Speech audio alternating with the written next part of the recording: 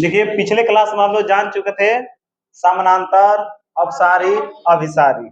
उसके बाद अगला टॉपिक है पारदर्शी। ठीक है, पारदर्शी पदार्थ भी कह सकते हैं या केवल आप पारदर्शी भी कह सकते हैं। ठीक है, तो थोड़ा सा इसके बारे में जान लेते हैं। क्या आइए, पारदर्शी पदार्थ क्या है? पारदर्शी पदार्थ क्या है?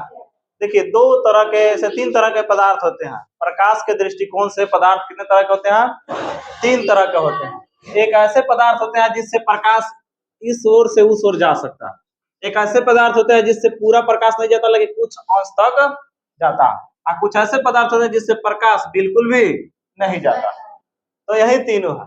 तो जिससे प्रकाश पूर्ण रूप से आर पार हो सके उसे कहते हैं पारदर्शी पदार्थ या पारदर्शी कहते हैं। कोई दिक्कत? वैसे पदार्थ जिनसे प्रकाश की किरण आर पार हो सकती हो उसे क्या कहते हैं? पारदर्शी कहते हैं।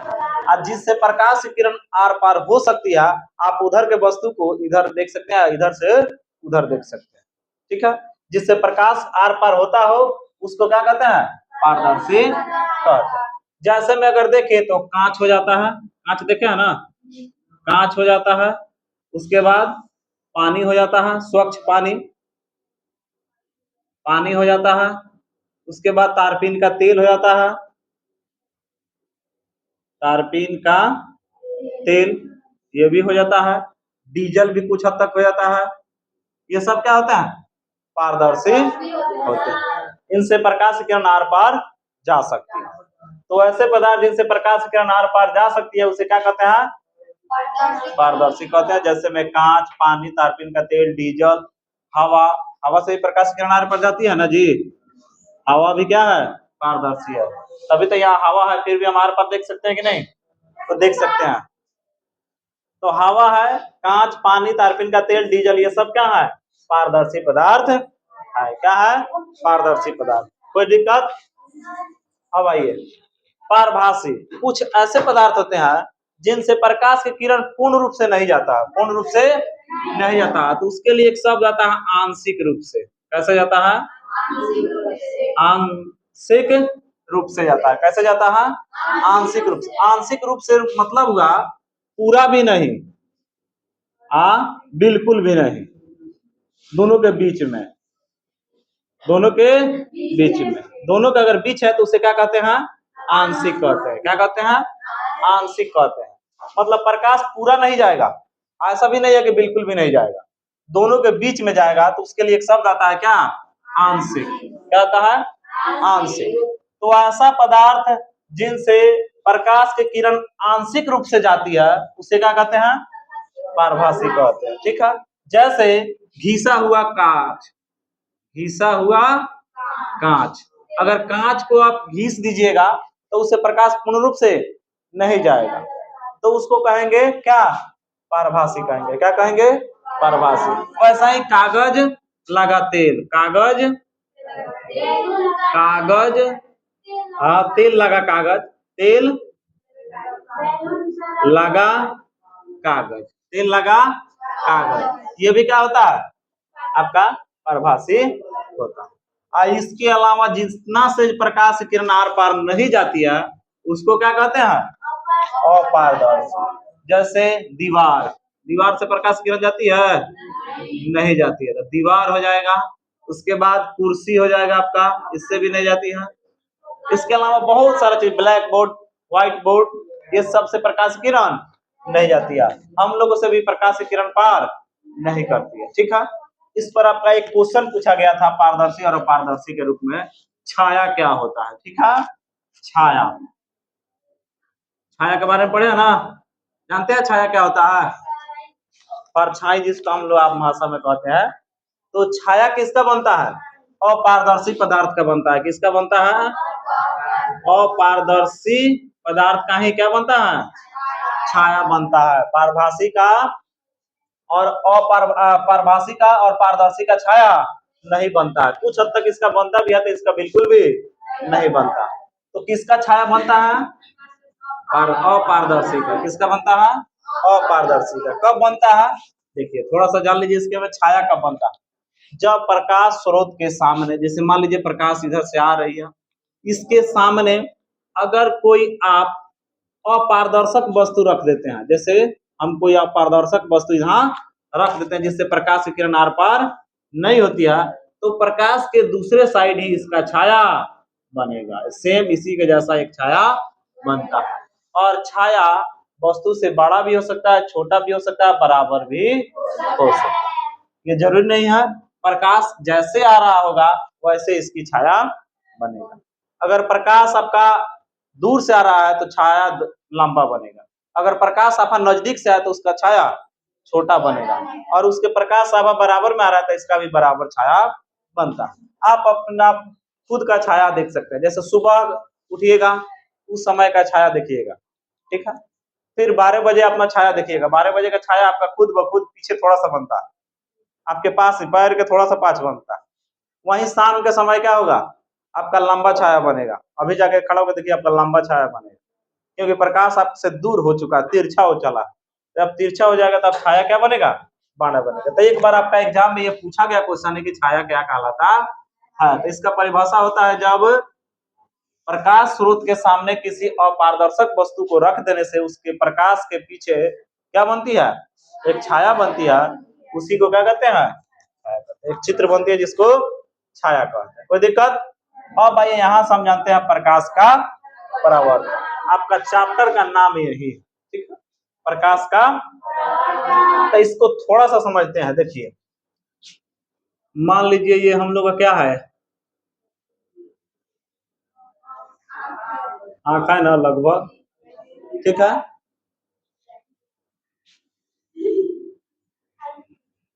ये मान लेते कोई वस्तु है, ठीक है,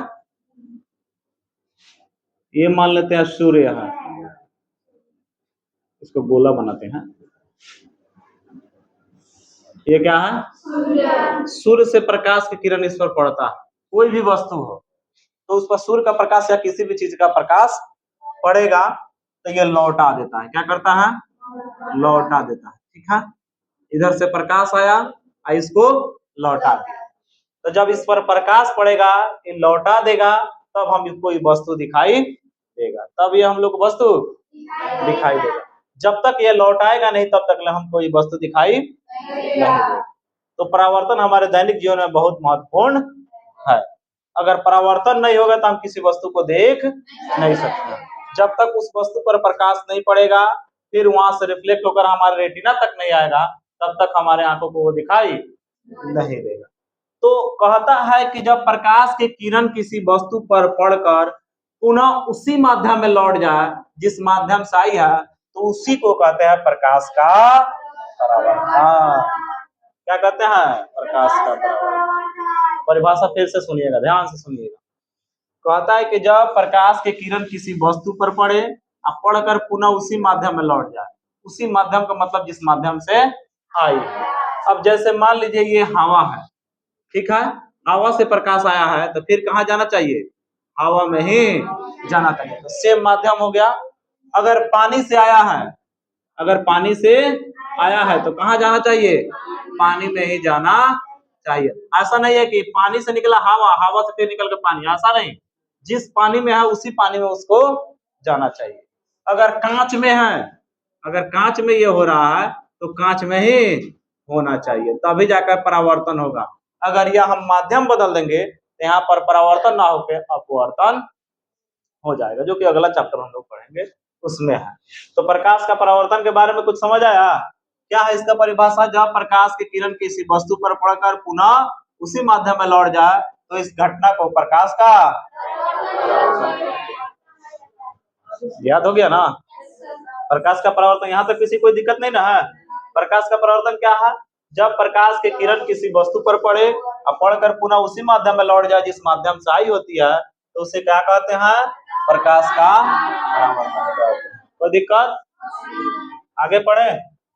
चलिए ये वो है किरण आरेख, डायग्राम, किरण आरेख, रे डायग्राम इसको इंग्लिश में कहते हैं। अब सुनिए रे डायग्राम क्या है।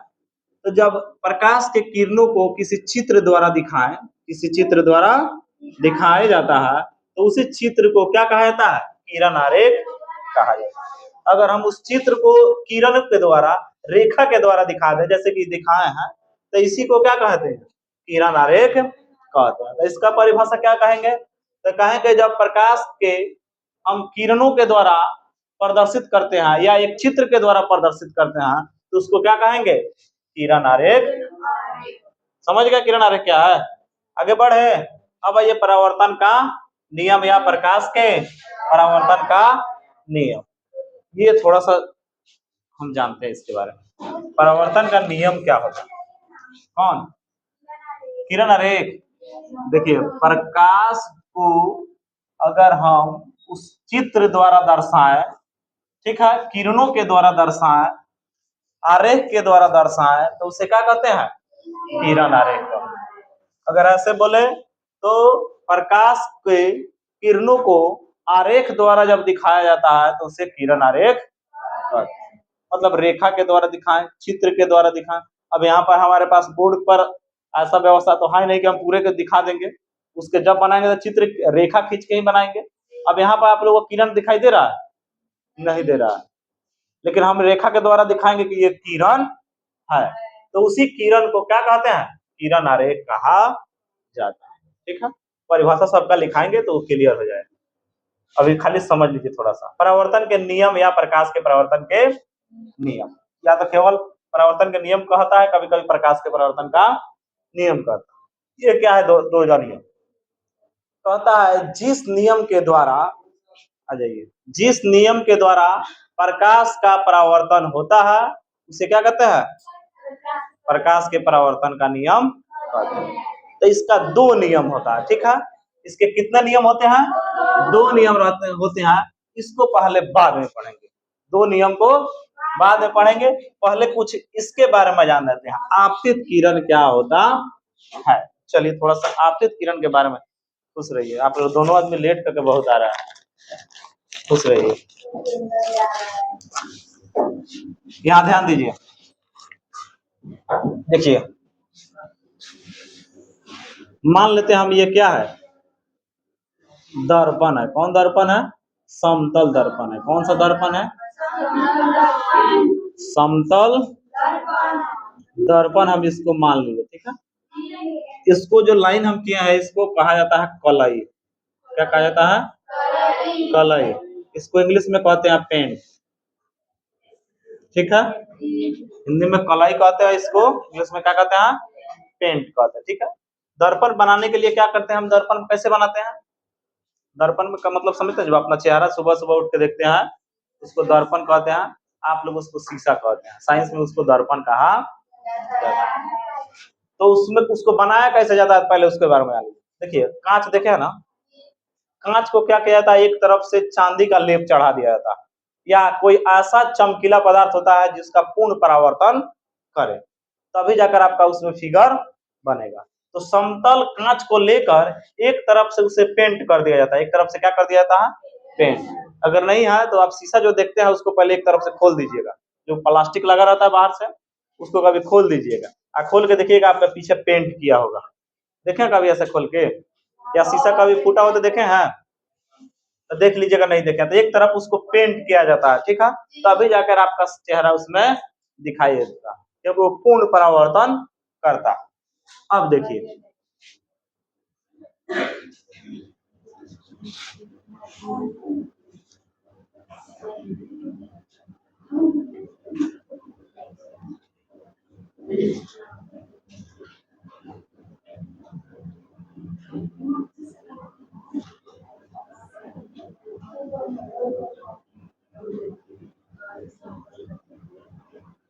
थोड़ा सा इसको ध्यान से समझिएगा। देखिए ये ए बी है, ए ओ, ओ बी या बी ओ, इसको कहते हैं ओ एन। आई दोनों के बीच में 90 डिग्री का कोण है। कितना डिग्री का कोण है, दिख तो नहीं रहा 90 डिग्री, 90 डिग्री दिख नहीं ना रहा है। देखिए वास्तव में हमारा जो ये बोर्ड है 2 डायमेंशनल है, और जबकि ये फिगर बनाया गया 3 डायमेंशनल है, इसीलिए इसको डॉट डॉट के द्वारा दिखाया जाता है, ठीक है। वास्तव में ये ऐसे नहीं है, ये ऐसे है खड़ा। अब इस पर तो बोर्ड पर हम खड़ा लिख नहीं सकते हैं, इसीलिए इसको डॉट डॉट के द्वारा दिखाया गया है, क्योंकि टूटी हुई लाइनें जो है वो काल्पनिक होती है, कल्पना किया गया है कि ये यहाँ ना खड़ा है, ठीक है, इस पर खड़ा है, तब तो 90 डिग्री कोण बनेगा ना एक दूसरे के बीच में। जैसे एक दो पेन दीजिए हमको, पेन दीजिए ना, हो गया, रन दीजिए। देखिए जैसे कि ये दो रेखाएं आपको ऐसा ही ना है, दो रेखाएं ऐसे है, इसके ऊपर ये तीसरी रेखा, आप देखिए तो 90 डिग्री कोण बन रहा है इसमें 90 डिग्री कोण बनेगा इसके इसके बीच। तो यहाँ पर हम 90 डिग्री का कोण ऐसे बनता है, बात समझ गए ना। चलिए देखिए, तो अब यहाँ पर हम जानते हैं आपतित किरण। क्या किरण के बारे में जानेंगे? आपतित किरण। तो इसका परिभाषा होता है जब प्रकाश की किरण किसी वस्तु से टकराती है तो उसे क्या कहते हैं? आपतित किरण। जब प्रकाश की किरण किसी वस्तु से आकर टकरा है तो उसे क्या कहते हैं? आपतित किरण कहते हैं। अगर किसी वस्तु से प्रकाश की किरण आकर टकरा जाए तो उसे क्या कहते हैं? आपतित किरण कहते हैं। बात कोई समझ रहा है ना? आपतित किरण क्या है? अगर कोई प्रकाश की किरण किसी वस्तु से आकर टकराती है उसे क्या कहते हैं? आपतित किरण। जैसे कि अगर हम लिखे ओ ये क्या है? आपतित किरण है। ओ ए को क्या कहेंगे? आपतित किरण है। क्या है? आपतित किरण। कोई दिक्कत? क्योंकि ओ ये है, तीर का चिन्ह बता रहा है, तीर के चिन्ह के बारे में समझिए कि प्रकाश किरण इधर से आ रही है और यहाँ पर टकराई हुई है। कहाँ पर टकराई है? ओ पर आकर टकराई गई है। कहाँ टकराई है? ओ पर आकर टकराई है। बात समझ रहे हैं? ऐसे कहते हैं आपतित किरण। कोई दिक्कत नहीं ना है? प्रकाश किरण किसी वस्तु पर आकर टकराती है उसे क्या कहते हैं? आपतित किरण। अब आइए आपतन बिंदु। क्या है? आपतन बिंदु। तो देखिए आपतित किरण एक वो है परावर्तित किरण। थोड़ा सा पहले परावर्तित किरण के बारे में जान लीजिए, उसके बाद आपतन बिंदु के बारे में बताएंगे। आगे पीछे लिख दिया। परावर्तित किरण क्या है? तो जब प्रकाश की किरण किसी वस्तु पर टकराती है तो टकराने के बाद लौट जाती है, तो जब वो लौटती है तो उसे क्या कहा जाता है? परावर्तित किरण कहा जाता है। क्या कहा जाता है? परावर्तित किरण। तो ऐसे कहेंगे किसी वस्तु से लौटती हुई प्रकाश की किरण को क्या कहते हैं? परावर्तित किरण कहते हैं। तो जब प्रकाश की किरण किसी वस्तु पर टकराए तो उसे आपतित किरण, टकराने के बाद पुनः लौट जाए तो उसे क्या कहते हैं? परावर्तित किरण। कोई दिक्कत? अब सुनिए आपतन बिंदु क्या होता है? तो कहता है आपतित किरण, परावर्तित किरण और आपतन बिंदु पर डाला गया लंब, इसको लंब कहा जाता है। क्या कहा जाता है? लंब। जहां तीनों आकर मिलते हैं उसको कहा जाता है आपतन बिंदु। इसको क्या कहते हैं? आपतन बिंदु। मतलब जहां तीनों आकर मिले उसे क्या कहते हैं? आपतन बिंदु। एक ही फिगर से आपका तीनों क्लियर हो जाएगा, ठीक है। आपतित किरण, परावर्तित किरण तथा आपतन बिंदु पर डाला गया लंब जहां तीनों आकर मिलते हैं उसको क्या कहते हैं? आपतन बिंदु कहा जाता है। उसको क्या कहा जाता है? आपतन बिंदु कहते हैं। कोई दिक्कत? अब आइए अभिलंब क्या होता है, ठीक है। तो आपतन बिंदु पर खींचे गए लंब को ही क्या कहा जाता है? अभिलंब कहा जाता है। आपतन बिंदु पर खींचे गए लंब को ही क्या कहा जाता है? अभिलंब कहा जाता है। आपतन बिंदु पर इस लंब खींच दिए, इसको लंब कहा जाता है। लंब का मतलब 90 डिग्री का कोण बनाने वाला। लंब का मतलब 90 डिग्री का कोण बनाने वाला, उसको क्या कहते हैं? लंब कहते हैं, ठीक है। तो इस पर लंब खींचा गया है तो इसी को अभिलंब कहा जाता है। लंब का मतलब 90 डिग्री, तो यहाँ पर दोनों 90 डिग्री का कोण बना रहा है। अभी बताया कैसे बना है, तो इसको क्या कहते हैं? अभिलंब कहते हैं। चलिए अब थोड़ा सा जानते हैं प्रकाश के परावर्तन के नियम के बारे में, यहीं से जानते हैं प्रकाश के परावर्तन का, प्रकाश के परावर्तन का नियम या के नियम, ठीक है। इसके दो नियम होते हैं। कितना नियम होते हैं? दो नियम होते हैं। प्रकाश के परावर्तन के ऑब्जेक्टिव में कई बार पूछा गया क्वेश्चन कि प्रकाश के परावर्तन के कितने नियम होते हैं?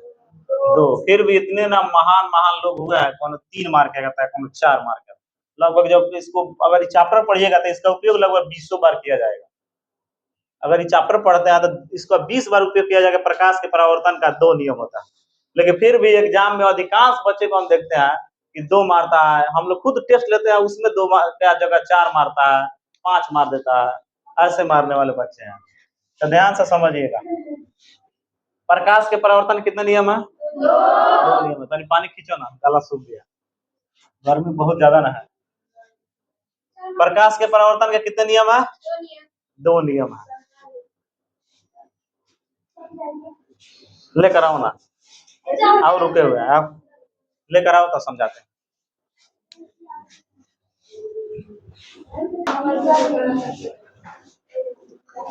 देखिए, प्रकाश के परावर्तन के नियम, कितने नियम होते हैं इसके? 2 नियम होते हैं। कितने नियम होते हैं? 2 नियम होते हैं। पहला नियम कहता है आपतित किरण, इसे क्या कहते हैं?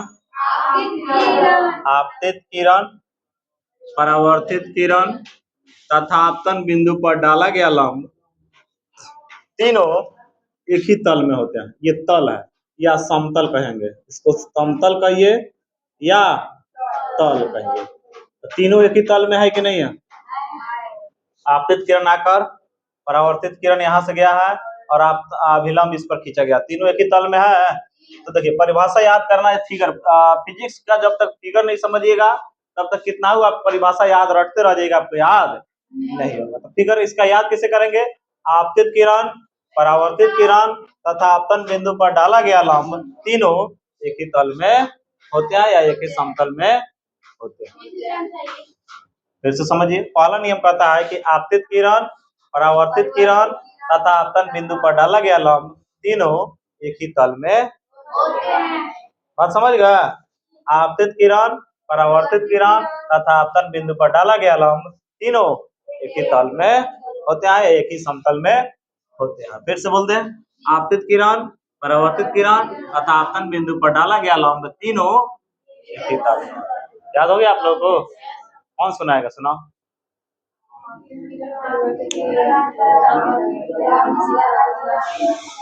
खड़ा होकर एक आदमी बोलो ना। क्या है ये? आपतित किरण है। ये क्या है? परावर्तित किरण है। ये अभिलंब है। अभिलंब।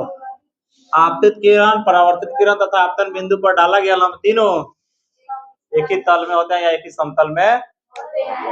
बोलिए।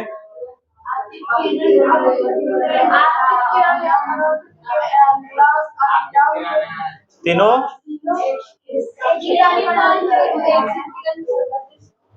याद हो गया ना? अब सुनिए, दूसरा का नियम क्या है? कहता है आपतन कोण परावर्तन कोण के बराबर होता है। इससे पहले जानेंगे आपतन कोण क्या होता है, परावर्तन कोण क्या होता है। तो थोड़ा सा पहले जानिए आपतन कोण के बारे में, ठीक है? आपतन कोण और उसके बाद परावर्तन कोण, तब दूसरा का नियम समझ आएगा। आपतन कोण क्या होता है, परावर्तन कोण क्या होता है। तो देखिए, कहता है कि आपतित किरण तथा अभिलंब के बीच बने कोण को आपतन कोण कहते हैं। इसको क्या कहते हैं? आपतन कोण। इसको क्या कहते हैं? आपतन कोण। ये आपतित किरण, आपतन का मतलब आपतित किरण तथा अभिलंब के बीच बने कोण को क्या कहते हैं? आपतन कोण। क्या कहते हैं? आपतन कोण। और आपतन कोण को आई से सूचित किया जाता है। किससे सूचित किया जाता है? आई से। चलिए, परावर्तन कोण क्या होता है? तो परावर्तित किरण एवं अभिलंब, परावर्तित किरण एवं अभिलंब के बीच बने कोण को परावर्तन कोण कहते हैं। तो इसको क्या कहते हैं? परावर्तन कोण। कोई दिक्कत? तो अगर हम इसको लिखे तो AON, AON बराबर होगा आपतन कोण। आपतन कोण बराबर क्या होगा? AON। इस सिंबल लगा दे रहा है किसका? कोण का। इसका सिंबल लगा दिए, कोण का। और इस यही बराबर होता है किसके? आई। ठीक है, ये बराबर क्या होता है? आई। ठीक है, और इसको शॉर्ट फॉर्म में क्या लिखा जाता है? आर लिखा जाता है। ठीक है, तो परावर्तन कोण बराबर हम लिख सकते हैं क्या?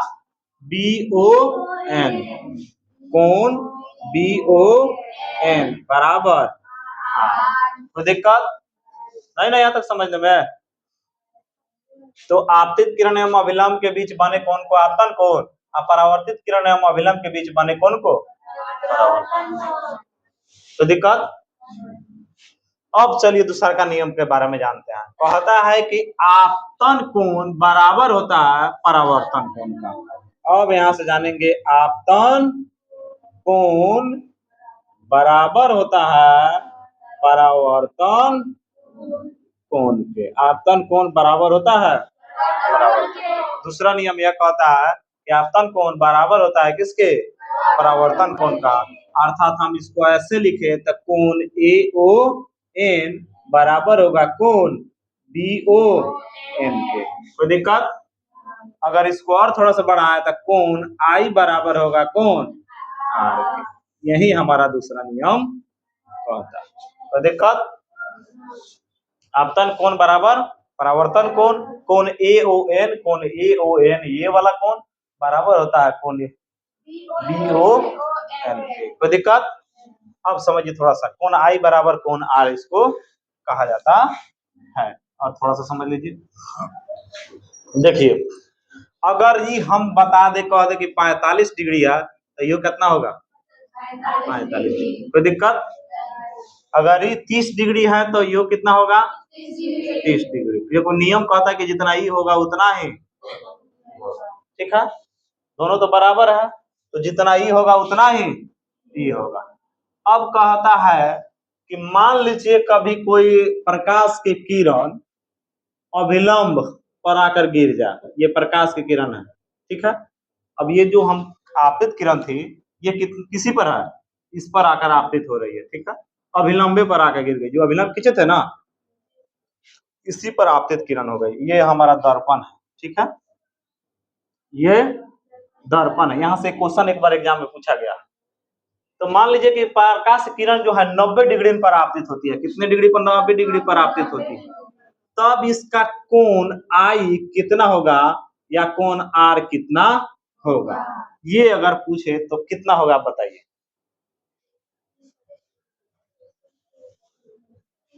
सुनिए, पहले तो हम परिभाषा यहां से समझेंगे कि कोण I किसे कहते हैं, अर्थात आपतन कोण किसे कहते हैं।